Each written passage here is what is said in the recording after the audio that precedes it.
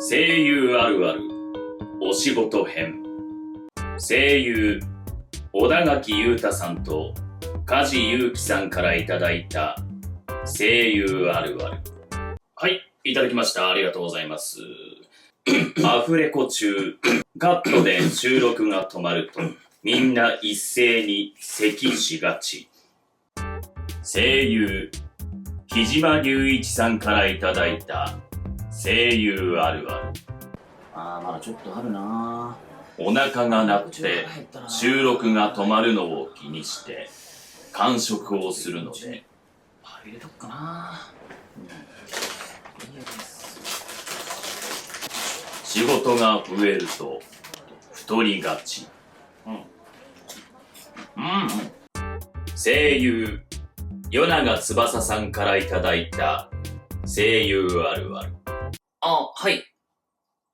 小さい男の子だから元気で明るい感じですね。はい。出演作が天真当たり爛漫な感じ。イメージがつくとわかりました。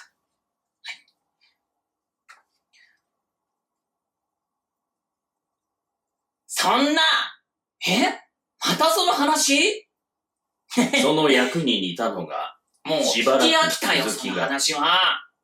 声優野津山幸宏さんからいただいた声優あるある。わかったわかった。ちょっ人と話すとき取材入ってるから。はい、またね。じゃあね、ありがとう。地声よりいい声で話すいませんお待たせしましたしてしまいがち。はい、よろしくお願いします。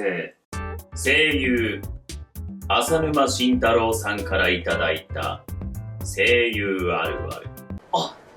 見てくださってるんですか？ありがとうございます。嬉しいです。芸人さんセがリフですか？なんかギャグやってくださいよと言われるように。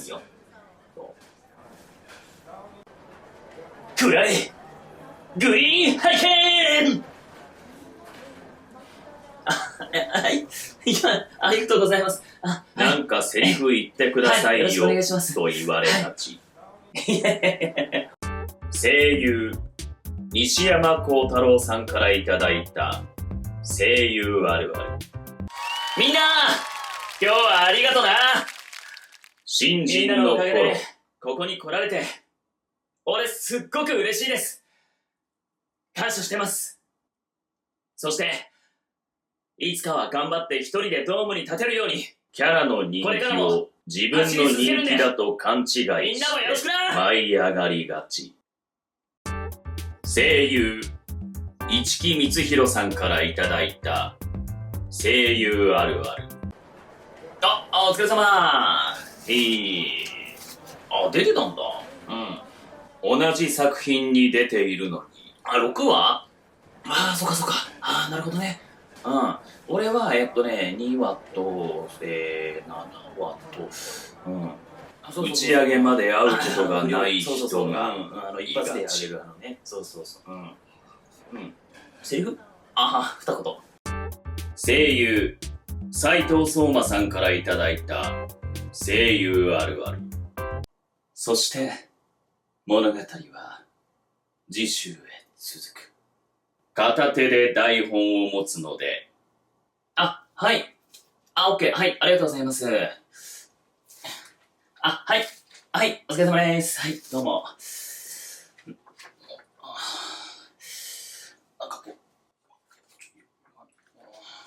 体の左右が歪みがち。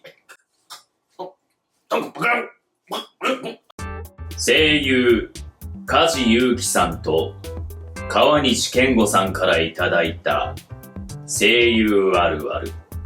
このナレーション石川海人かクレジットを見なくてもな。白井君にも聞こえるような。やっぱり海人君だ。誰の声かをすぐに聞き分けがち。あの二人声似てるんだ。声優梅原雄一郎さんからいただいた声優あるある。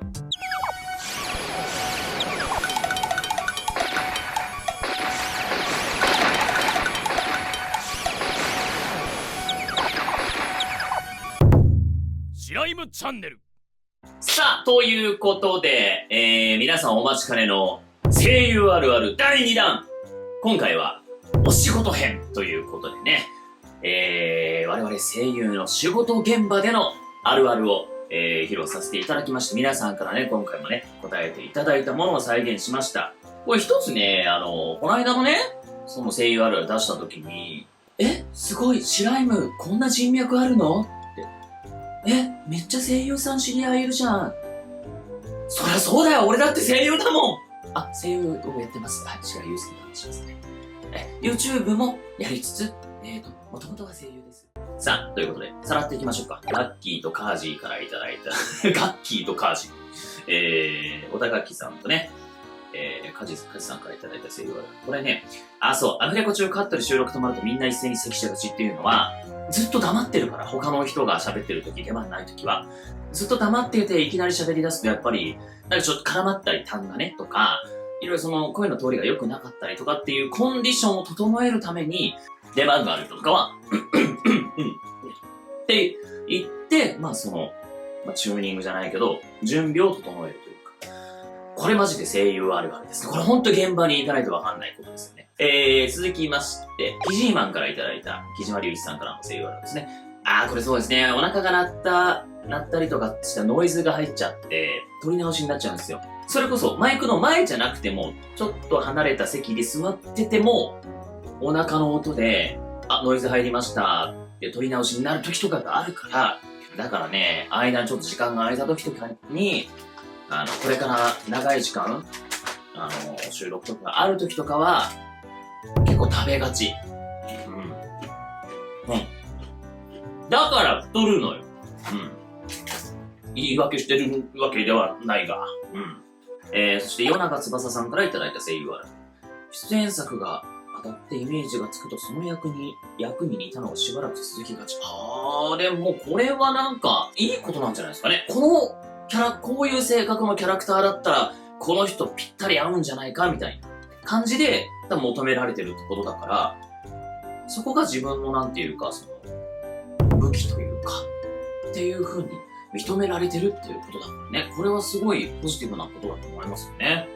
野津山くんからいただいた声優あるある。人と話すとき地声よりいい声で話してしまいがち。いい声でというよりかは、なんか、やっぱテンションによって、気持ちによって声のね、高さとかも違ってくるから。そういうことなんだな。自然とそうなっちゃってるっていうことなんだと思うけどね。愛想よく喋るためにみたいな。さあ、そして、浅沼さんからいただいた声優あるですね。なんかセリフ言ってくださいよと言われがち。芸人さんがギャグやってくださいよと言われるような感じるとか。ファンの方とか、一般の方とかにたまたま会った時とかっていうことだよね。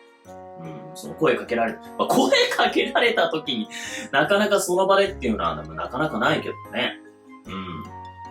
これでも恥ずかしいよね。そのままでセリフ言ってくださいって言われても。ねえ。いや、そんな本気でできないでしょってなる。さあ、続きまして、西山幸太郎さんからいただいた声優は、新人の頃キャラの人気と自分の人気、キャラの人気を自分の人気だと勘違いしがちね。いや、これはそうなんですよ。みんながみんなそうじゃないですけど、これは勘違いしてはいけないところなんですよね。作品が人気が出て、キャラクターが、なんか話題になったりとか、アニメになったりとか、もともとアニメかもしれないですけど、そういうのはすごくいいことですけども、それってあくまで作品、キャラクターが人気売れてるっていうわけで、中の声優、声を演じてる声優にイコールそのまま、やっぱ、100はないですよね、だって。やっぱどうしてもそういうイベントとか、ライブとか、キャラクターを背負ってステージに立つときって、もちろんキャラクターは意識するんだけども、やっぱ、いるのは自分じゃないですか、ステージ上に。だから、自分に声援とか、向けられてる視線とか向けられてる。実際そうなんですけど、ただそこにキャラクターを1枚フィルター通してるっていうことを忘れちゃいけないよねっていうことですよね。あくまで作品、キャラクターありきの声優だっていうこと、仕事だっていうことを、やっぱ忘れちゃいけないのかなっていうのは思いますよね。一木さんから言ったら声優あるある。同じ作品出てるのに打ち上げまで会うことがない人たち。まあ、これはゲームはまず基本的には別撮りなんで、みんなね。アニメ作品でもやっぱりね、これスケジュールの関係でね、一緒に撮れない人とかもいるわけです。しかも最近はこの情勢なんで、やっぱコロナなので、本当に収録自体も2、3人ずつぐらいで収録しているんですよ、アニメを。寂しいですよね。そうなってくると大変ですし、スタッフさんもそれだけやっぱ時間がかかっちゃうしね。だから結構でもね、ありますね、これ打ち上げで。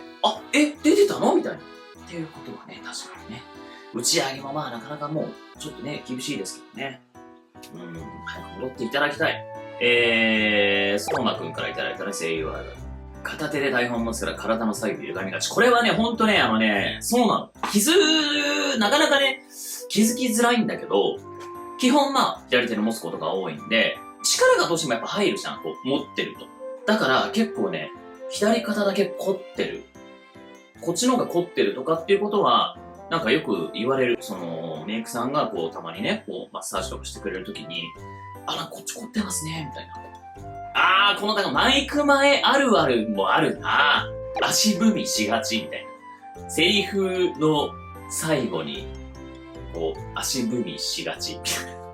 足踏みっていうかこう、ちょっとやっぱ動きたくなるんでね。こうやってね、セリフ言ってるときに。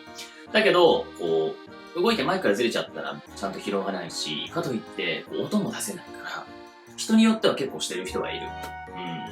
カジさんと川西さんからいただいた声優ある。クレジットを見なくても誰の声かをすぐに聞き分けられる。声優ってやっぱ耳が良くないとなれないとも言われている職業ですから、これはでも皆さんね、今ご覧になってる方もアニメとかゲームとか好きな方はめちゃくちゃ耳が肥えてらっしゃると思うんで、もう結構ね、一言発しただけで、あの人だっていう、っていうこともわかると思いますし、これは声優さん皆さんやっぱりね、耳がいいですから、共通するあるあるじゃないかなと思います。そういう人たちにも、あのキャラクターも白井だったのみたいな、言われるような、僕は声優になりたいなって思います。